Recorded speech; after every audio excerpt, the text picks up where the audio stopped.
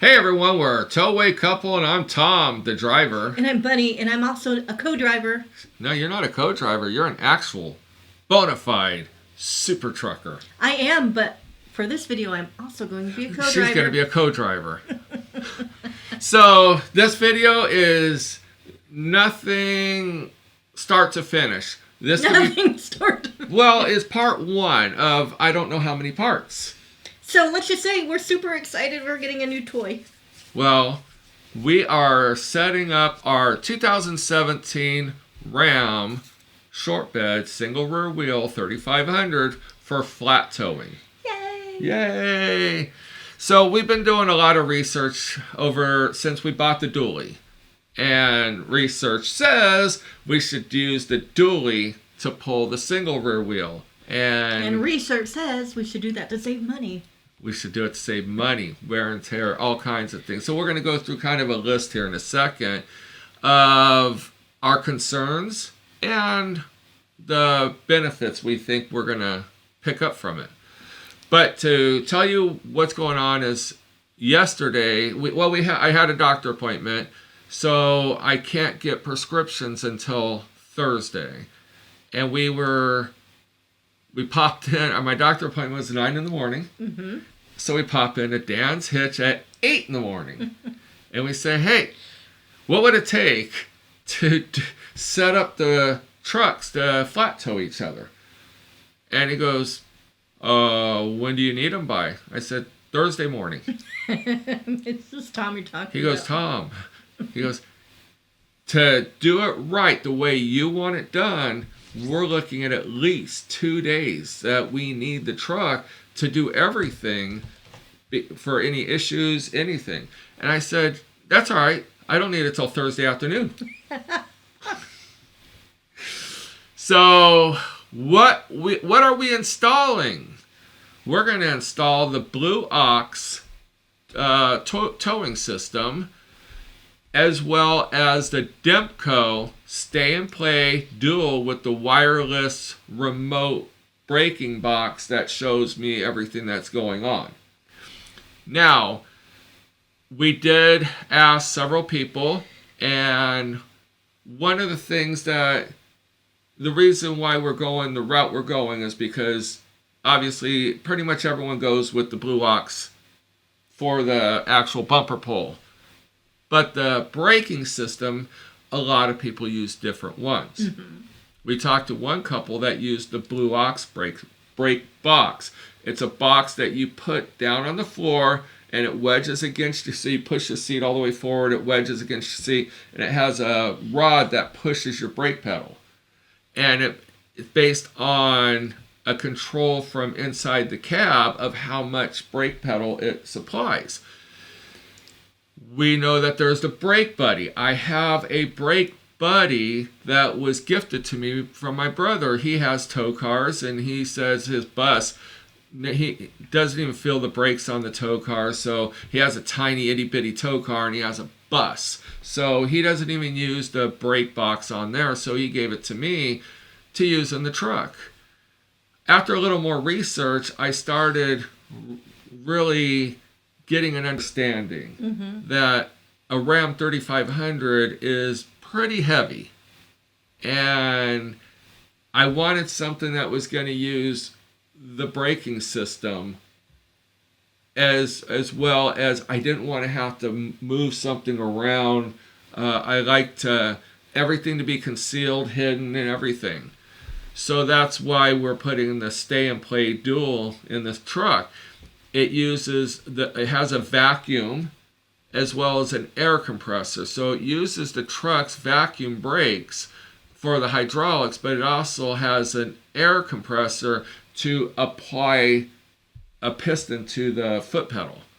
Don't look at me. You're talking Greek to me. I'm talking bunny to bunny. Hey. So, all right. So let's just go on some of the concerns. One of my main concerns was, am I going to be pushed into an intersection? Is it safe? Is the sway? If the truck can steer itself. When you go around a corner, the tires will track. Can it push you from one lane into another, or worse, off of a shoulder? How much was it going to cost? There's just a lot of safety factors. Mm-hmm. Then the pros come in, the positives. The positive is one of the reasons we are looking at doing this is if we go to California, we do a lot of California runs. And Canada, we were doing Canada, but now that they lifted the mandates, we plan on going all the way back up into Alberta, Canada, and stuff like that. Washington, Oregon, those are all 2,000 plus mile runs. Me and Bunny like to be together. As much as we possibly can. Right. So if we can get our truck and a motorhome, that is ideal. Mm-hmm. However, and then we drop the motorhome, Bunny gets in the truck, we drive back together. However, if we take 2 trucks with 2 trailers, we would be driving 2,100 miles there and driving 2,100 miles back separately.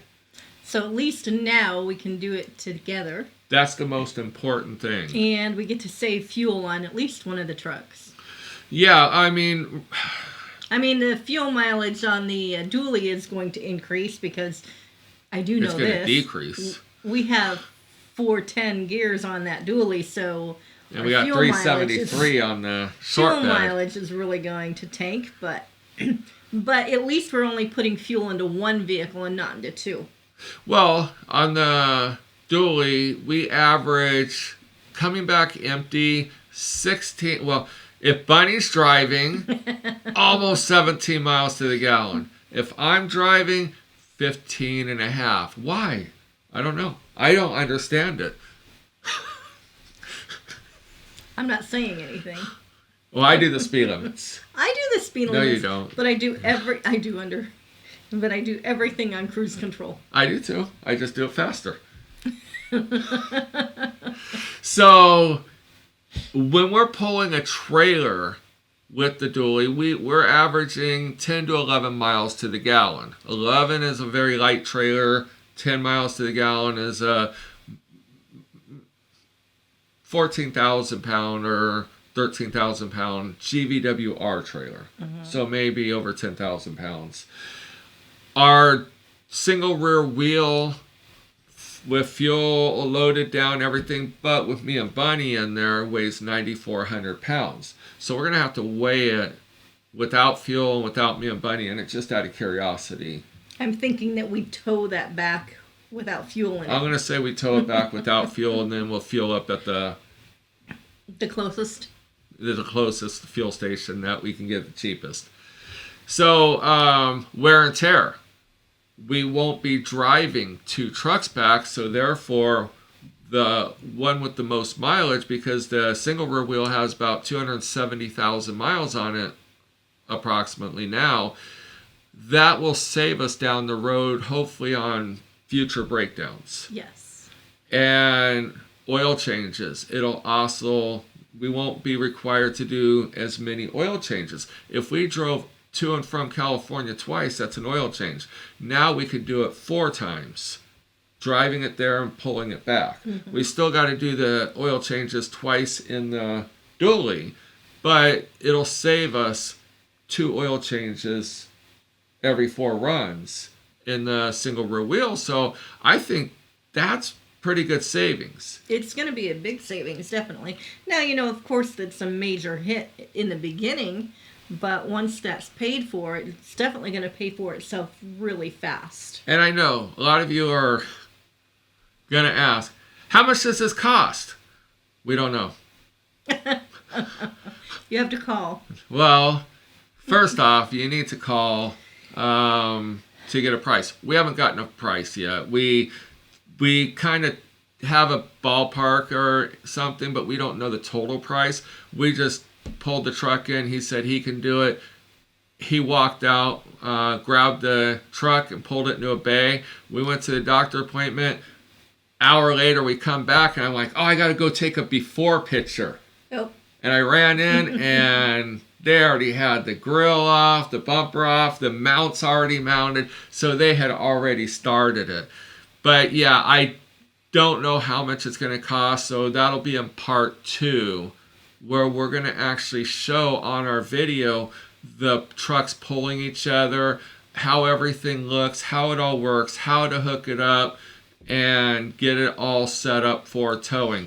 I even had to watch a video today on how to put my truck into gear to flat tow it. I had no clue. No, it's going to be a big learning curve for us. And we're going to do it coming back from Washington. Well, or California. Or California. We don't know. But we did talk to a gentleman, and he gave a couple of great suggestions. He did say it's not like pulling a trailer that pulls very straight behind you. It does kind of want to drift back and forth. And if you've ever seen a motorhome pulling a tow car, you can actually see it kind of just going left and right, but it's tracking.